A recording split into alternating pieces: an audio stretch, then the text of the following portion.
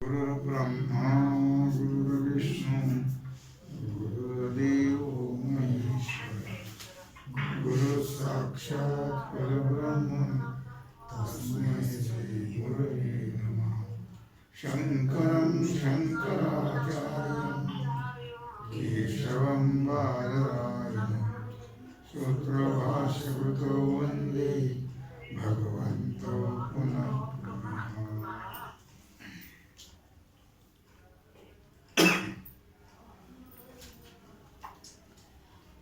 विचार सागर रहस्य तरंग 5वा हेडिंग पहिले मध्यम अधिकार्यास साधनांचं निरूपण पाठ क्रमांक 51। आतापर्यंत आपण चौथ्या तरंगाचा विचार केला। चौथा तरंग हा कोणाला सांगितला? उत्तम अधिकाऱ्याला सांगितला। चौथा तरंग सुरुवातीला अजातवाद सांगितला, अजातवाद कळेना तर विवर्तवाद सांगितला, तसंच बाद समानाधिकरण मुख्य समानाधिकरण याचाही विचार सांगितला। आता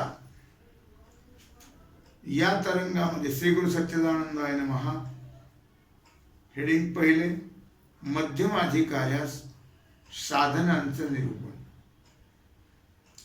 वेदांत शास्त्रामध्ये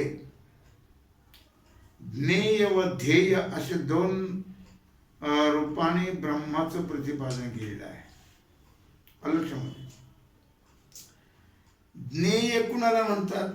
माया उपाधिक जे ब्रह्म त्याला ज्ञेय म्हणतात। माया उपाधिक जे ब्रह्म त्याला काय म्हणतात? ज्ञेय। माऊली ज्ञानराजाने ज्ञेय स्वरूपाचं वर्णन केलेलं आहे।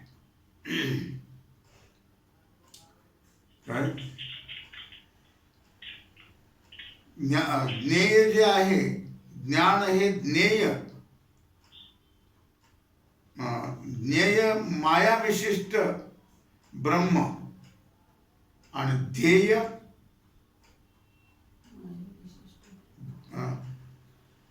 ज्ञान हे ध्येय।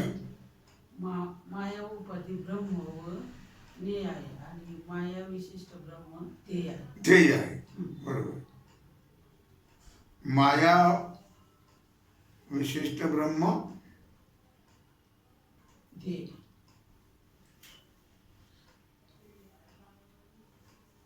उत्तम अधिकार्यास विचाराद्वारा ब्रह्म ज्ञेय म्हणजे ज्ञानाचा विषय असते आणि मध्यम अधिकार्यास काही प्रतिबंधामुळे ब्रह्माचं ज्ञान होत नाही, म्हणून मध्यम अधिकार्यास तेच ब्रह्म ध्येय म्हणजे ध्यानाचा विषय असते। ब्रह्म ज्ञेय असो किंवा ध्येय असो, पण त्याचं स्वरूप प्रथम समजलंच पाहिजे। ज्ञेय ब्रह्म असो किंवा ध्येय ब्रह्म असो, त्या दोन्हीचे स्वरूप कळणं गरजेचं आहे। स्वरूपच जर माहीत नसेल तर ध्यान हे तरी कसं काय, कसलं करणार? मग कसं ध्यान करीत? ध्याता कळलंच नाही तर स्वरूप जर कळलं, ध्याता जो आहे, ध्यान करणारा जो आहे, तो कसं ध्यान करेल? उपासनेच्या प्रकरणामध्ये श्री तुकोबारायांनी म्हटलेलं आहे, पावावया उपासना ब्रह्मस्थानी प्रस्थान, असं म्हटले तुकोबारायांनी। म्हणून प्रथम उपास्य स्वरूप कळणं आवश्यक आहे। आपलं उपास्य दैवत कोणतं आहे त्याचं स्वरूप कळणं आवश्यक आहे। उपास्य स्वरूप मागील तरंगामध्ये सच्चिदानंद रूप, निर्विकार, असंग अद्वितीय असं ब्रह्म असल्याचं सांगितलंय. उपास्य स्वरूप सांगितलं मागच्या तरंगामध्ये. ते कसं आहे? सच्चिदानंद रूप आहे, पुन्हा निर्विकार आहे, असंग आहे, अद्वितीय आहे, एकच असं ब्रह्म असल्याचं सांगितलं.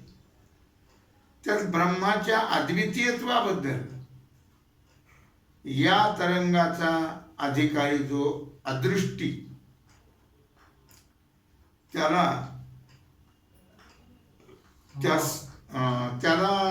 शंका उत्पन्न झाली. कशाबद्दल झाली? अद्वितीयत्वाबद्दल. कुणाला झाली? हा जो अधिकारी आहे तर्कदृष्टी अदृष्टी,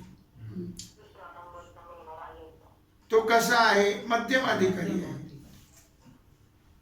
उत्तम अधिकाऱ्याला चौथा तरंग सांगितला, मध्यम अधिकाऱ्याला हा तरंग पाचवा, त्याचं नाव अदृष्टी. तर त्याला शंका निर्माण झाली. काय शंका आली? हेडिंग 2, द्वैताच्या प्रामाण्याविषयी शंका निर्माण झाली. त्याला काय शंका आली? महाराज, आता आपण तत्वदृष्टी शिष्य म्हणतो, गुरुद्वारा महावाक्य श्रवण केल्याने अद्वैत ब्रह्म साक्षात्कार होतो असं सांगितलं. परंतु वेद, गुरु आणि ब्रह्म असे 3 पदार्थ असतात. ब्रह्मास अद्वितीयत्व कसं असेल? पदार्थाचं 3 सांगितलं, तुम्ही एकच म्हणताय. इतर अविद्या कार्य पदार्थ जसे मिथ्या आहेत, त्याप्रमाणे गुरु वेद मिथ्या मानले तर ब्रह्माला अद्वितीयत्व येईल.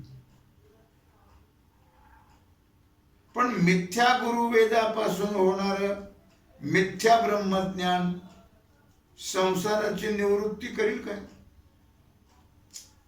कसं काय करील? नाही करणार.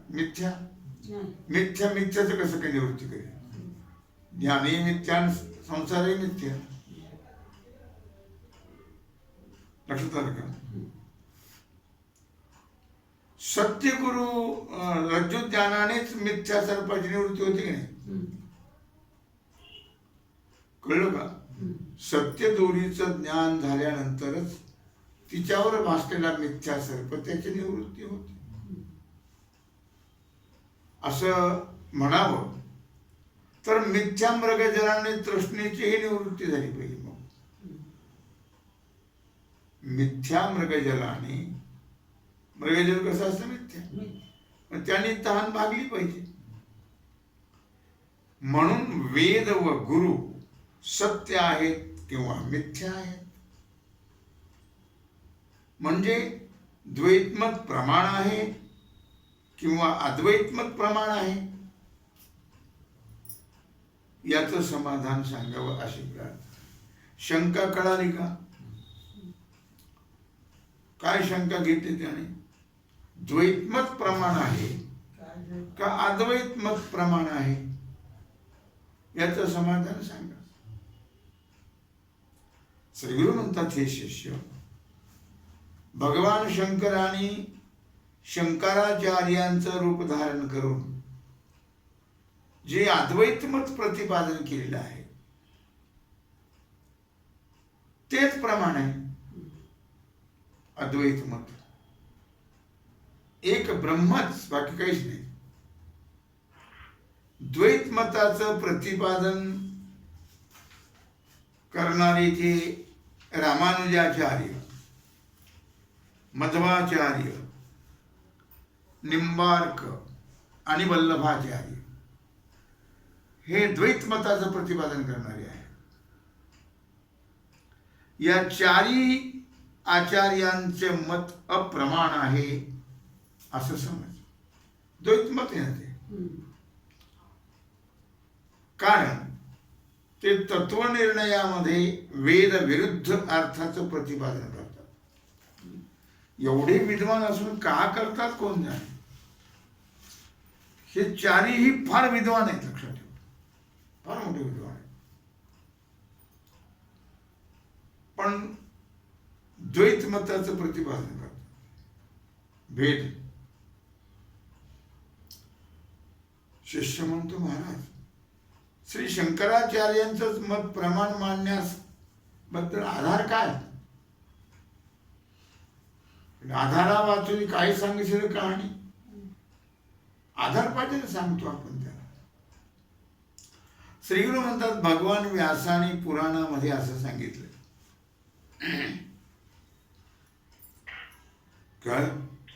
कलवरुद्रो महादेव लोकानाम ईश्वर परः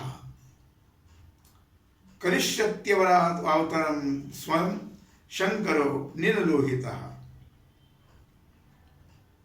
श्रौत स्मार्त प्रतिष्ठार्थम भक्तानां हितकाम्यया उपदेशन्ति तज्ज्ञानं शिष्याणां ब्रह्म संहितं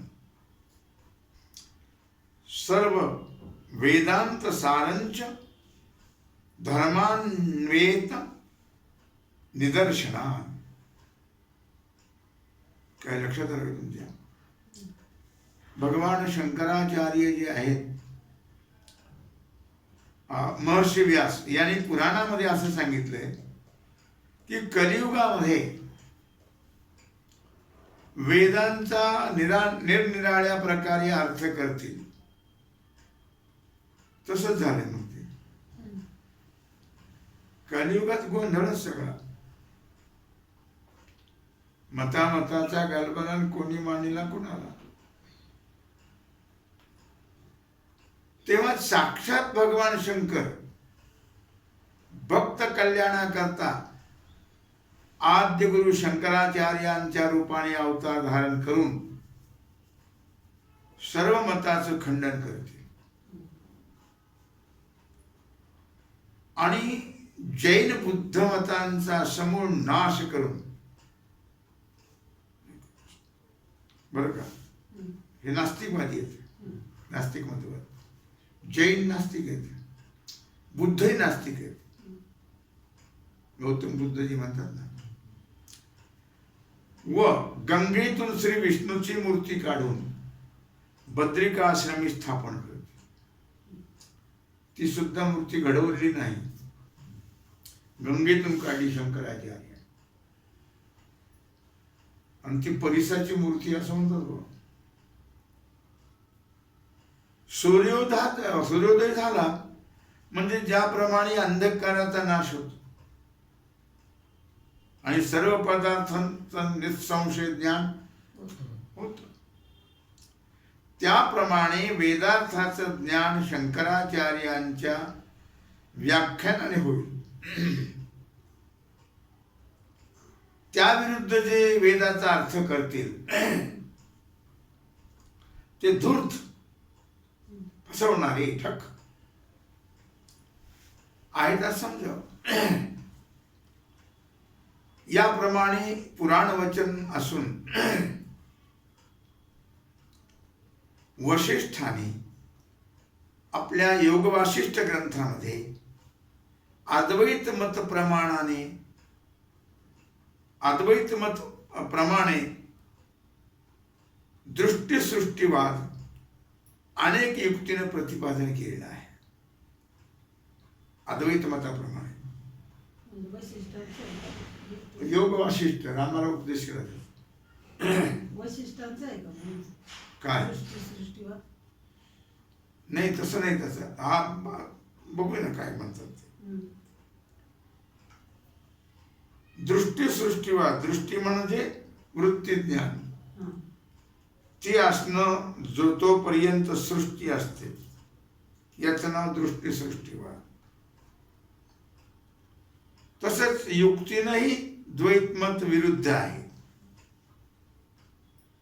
हे खंडन खाद्यादी ग्रंथात सिद्ध केलंय.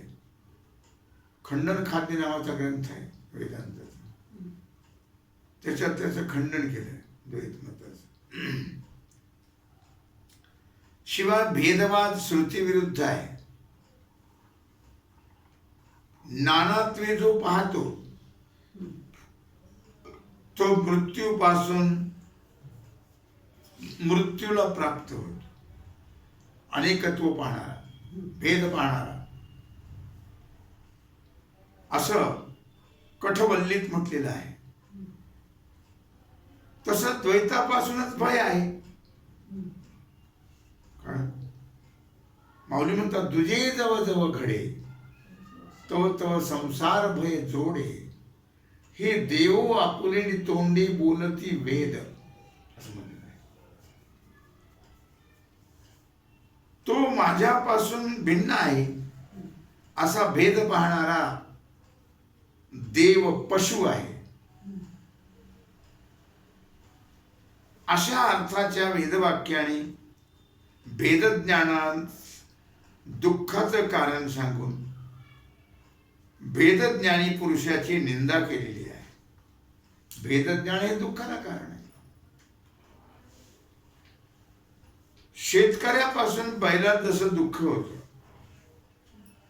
त्याप्रमाणे भेदज्ञानी पुरुषास देवापासून दुःख होतं. म्हणजे व्रत, उपवास, कष्ट भोगावे लागतात. वेदांत शास्त्राचा अभ्यास करणारे व्रत उपवासाची काही करायची गरज नाही. त्याने फक्त आपल्या सांप्रदायिक व्रताला महत्व द्यायचं. बाकी सगळी दुनिया करत बसते नाही. संकट चतुर्थीकरण, मंगळवारकरण, पौर्णिमाकरण, मेथीपातन वगैरे काही करायचं नाही. फक्त एकादशी आणि सोमवार 2 व्रत सांगितले वैष्णवाला. कारण उपवास म्हणजे दुःखच आहे की नाही.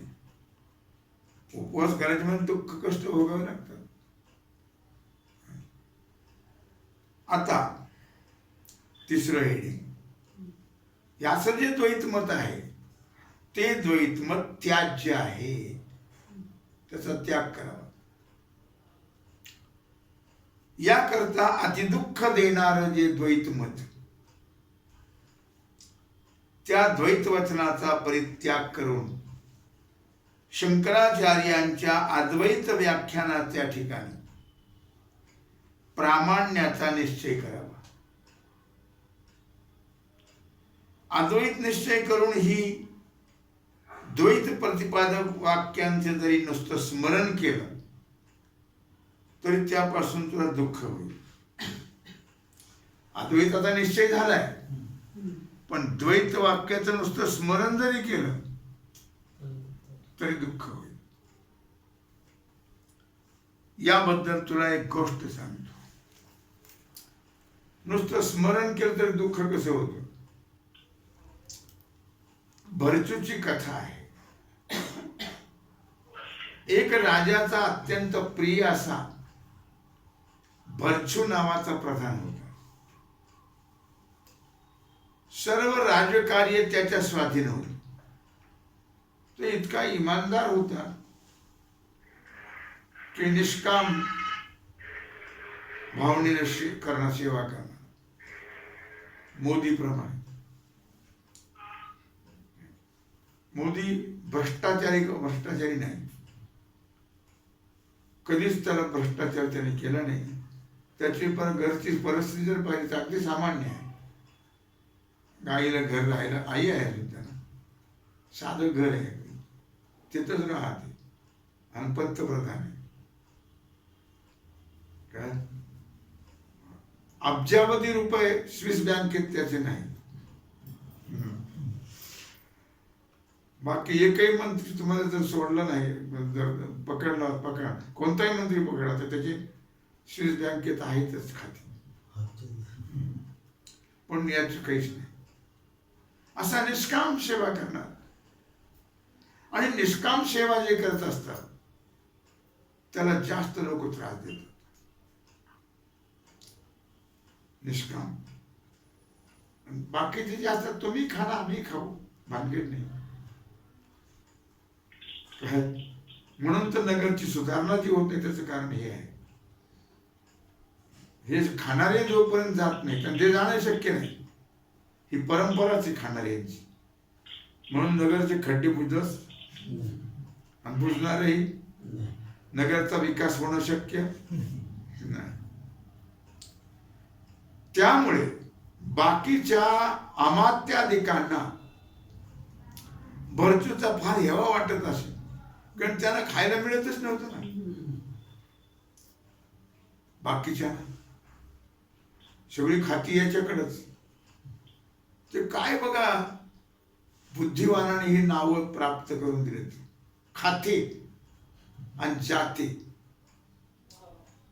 जाते गेले, आता प्रदर्शनात मांडावं लागतं. जात कशाला म्हणतात? जाते गेले. खाते कोणी नाव दिलीत कोणास ठेवले, ते खातच राहतात लेखाची. त्यामुळे देशाची सेवा सुधारणा अवघड होतात. एक माणूस काय करणार आहे? हो, सगळे लागतात तर तसे. त्यामुळे त्या भरचूमुळे भरचूचा हेवा वाटायला सगळ्याला, कारण त्यांना काही खाताच येत नव्हतं ना. सगळी खाते ज्याच्याकडे ते खातात, पण तसं भरचूच नव्हतं. त्याच्याकडे खाते होते सगळे, पण तो खात नव्हतं. त्यामुळे सर्वांनी युक्ती लढवली. हे जे होते ना सगळे इतर विरुद्ध पार्टी, त्यांनी युक्ती केली आणि बंडवानाला दंगा करायला पाठवलं सरहद्दीवर. बंडवानाला मुद्दाम रचले. बंडाची बातमी राजाला कळताच त्याने दरबार भरवला आणि बंडाचा नाश कोण करील असा प्रश्न केला सभेमध्ये. तेव्हा सर्वांनी राजाची प्रार्थना केली, महाराज नेहमी प्राण संकटाच्या वेळी आम्हाला पाठवता आणि भरचूची स्तुती करता, यावेळी त्याला का पाठवत नाही? तेव्हा भरचूने राजाला विनंती केली की मला आज्ञा दिली तर मी बंडाचा नाश करेल. तसा शूर होता तो फार. त्याप्रमाणे बंडाचा नाश करण्याविषयी राजाने भरचूला आज्ञा दिली.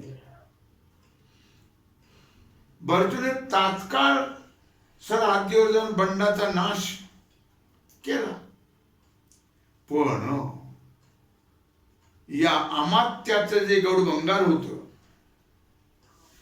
त्यांच्या सल्ल्याने त्या बंडवाल्यांनी भरचूला तात्काळ भरचूला खूप मारलं. बंडाचा नाश केला त्यांनी. पण ह्यांचं हे मत एकमेकात मतलेले, त्याने पण भरचूला खूप मारलं. हे इतर अमात्याचे कपट भरचूच्या लक्षात आलं आणि त्याला असं वाटलं की वा मी जर आता राजापाशी जावायचं मनात आणलं तर हे दुष्ट मनस जगू देणार नाही. एनकेन प्रकाराने हे माझा प्राण घेतील. दृष्टांत कशा करता मुद्दा लक्षात ठेवा. याकरता या ऐश्वर्याचा परित्याग करून भगवत प्राप्ती करता तप करण्यात वनात जाणं चांगलं. ऐश्वर्याच्या लोभाने मरावं लागेल. त्याप्रमाणे तपाच्या उद्देशाने अंगाला राख लावली. त्याने फेकून दिलं सगळं प्रधानपदाचे कपडे, सगळं ऐश्वर आणि अंगाला राख लावून वनात गेलं. आणि मनात एकांत स्थानी जाऊन बसल्यावर त्याला इतका आनंद झाला. एकांत स्थानामध्ये उपाधी राहिली नाही. काही उपाधीत आनंद नसतो, निरुपाधित आनंद असतो. आनंद कोणाला किती असतो याविषयी तैत्तिरीय उपनिषदात खूप सुंदर वर्णन केलेलं आहे. तरुण, रूपवान, विद्वान, निरोगी, सशक्त, स्थिर मनाचा, ज्याच्याजवळ पुष्कळ सैन्य आहे, असा सर्व ऐश्वर्याने भरलेल्या पृथ्वीचं पालन करणारा आणि सर्व भोगाने संपन्न असणारा सार्वभौम राजा, त्याला जो आनंद असतो त्याला मानुष्य आनंद म्हणतात. त्याला काय म्हणतात? मानुष्य आनंद. त्या मानुष्य आनंदापेक्षा 100 पटीनं जास्त आनंद मनुष्य गंधर्वाला होतो. त्याही पेक्षा 100 पटीनं आनंद देवगंधर्वाला होतो. त्याही पेक्षा 100 पटीनं आनंद पितरांना होतो. पितराच्याही 100 पटीनं आनंद आजान देवाला होतो. आजान देवाच्याही 100 पटीनं आनंद कर्मदेवाला होतो. कर्मदेवाच्याही 100 पटीनं आनंद मुख्य देवाला होतो. मुख्य देवाच्या 100 पटीनं आनंद इंद्राला होतो. त्याही पेक्षा 100 पटीनं इंद्राच्याही 100 पटीनं आनंद बृहस्पतीला होतो. बृहस्पतीपेक्षाही 100 पटीनं आनंद प्रजापतीला होतो. आणि प्रजापतीपेक्षा 100 पटीनं आनंद ब्रह्मदेवाला होतो. परंतु एवढ्या मोठ्या ब्रह्मदेवाच्या आनंदापेक्षाही जास्त आनंद वासनारहित एकांतवासी पुरुषाला असतो. अशा वासाचा आनंद भरचू भोगत होता. तो भोगत असताना त्यांनी तुच्छ वैश्विक सुखाचं म्हणजे स्त्री, धन, पुत्र वगैरे यांच्यापासून होणाऱ्या दुःखाचे वर्णन करून त्यांच्या ठिकाणी मोहित असलेल्या पुरुषांची फार निंदा केलेली आहे. विषयापासून होणाऱ्या दुःखाचा अनुभव सर्वाला नित्य आहेच, म्हणून त्यांचं वर्णन या ठिकाणी केलेलं नाही. असं भरचू विषयाचा परित्याग करून तपा करता एकांतात जाऊन बसला. हे वर्तमान इतर अमात्याला समजलं आणि मग त्यांनी विचार केला की हे जर राजाला कळालं तर राजा आपला जिवंत ठेवणार. मग त्यांनी युक्ती केली. राजाला सांगितलं, महाराज काय सांगावं, तुम्ही भरचूला बंड मोडण्याकरता सांगितलं, पण बंडवाल्याने त्याचा वध केला. आणि नुसता वध केला नाही, खोटं सांगितलं सगळं. तर भरचू मरून भूत झालाय. हे खोटं वर्तमान राजाने सत्य मानलं आणि भरचूच्या गादीवर दुसरा बसवला आणि त्याला प्रधानाची वस्त्र दिले. या नवीन प्रधानाला भरचू तपस्वी झाल्याचं माहित होतं. या नवीन प्रधान म्हणून त्याला अशी चिंता उत्पन्न झाली की भरचू जिवंत असून तो तपस्वी झालाय असं जर राजाला कळालं तर राजा त्याला जर समक्ष पाहिलं राजाने तर आपल्याला लबाड ठरून राजदंडाला पात्र व्हावं लागेल. याकरता त्याने राजाला भरचू भूत झालाय आणि सर्वांगाला राख लावून जो कोणी भेटेल त्याला मारतो असं सांगितलं. ते ऐकून खऱ्या खोट्याचा काही विचार न करता भरचू मरून भूत झाला असा राजाने निश्चय केला. ऐकून सहज एकदा राजा शिकारीला गेला वनात. एक दिवशी घोर वनात तपश्चर्या करीत बसलेल्या भरचूला त्यांनी प्रत्यक्ष पाहिलं.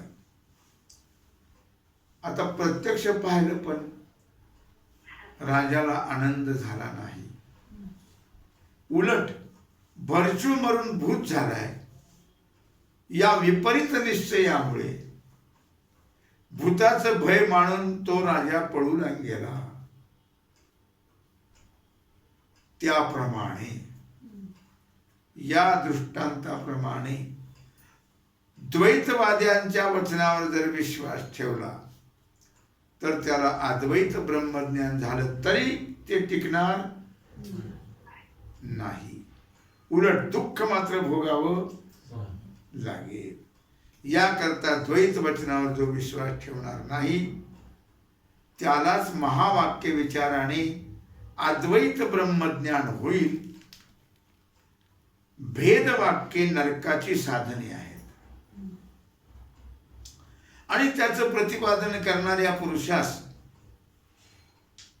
पुरुषार्थ प्राप्त झाला नाही, याकरता भेदवाद्यांची संगती करू नये। लक्षात आलं का? त्यांचं भाषणही ऐकू, सगळे भेदवादी लोक आहेत प्रापंचिक, त्यांची संगती करू नये, त्यांचं भाषणही ऐकू नये, लगेच बुद्धिभेद होतो। कदाचित ऐकण्याचा प्रसंग आला तर ते निंद्य म्हणून त्याचा त्याग करावा।